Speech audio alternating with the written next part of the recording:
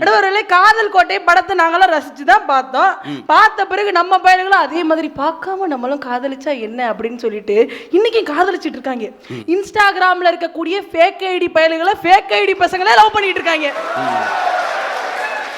இதை நாங்க எங்கிட்ட போய் சொல்றது? உண்மையிலே இந்த சினிமா வந்ததுக்கு பிறகு சினிமா தாங்க த பாய் பெஸ்டின்னு ஒரு இனத்தை உருவாக்குனதே சினிமா தான். இந்த சினிமா எதை கற்றுக் கொடுத்துட்டு இருக்கு எங்களுக்கு நடுவர்களே? இதான் எங்களுக்கு வருத்தமா இருக்குங்க. உண்மையிலே ஒரு சினிமா அப்படின்றது என்ன சொல்லணும்?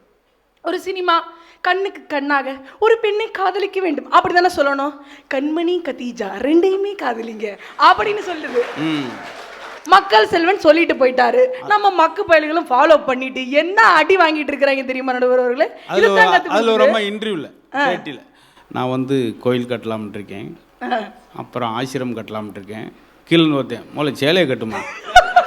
அதாவது மூளை பேசிக்கான விஷயத்தை ப்ராப்ளத்தை தீர்த்து வைங்க.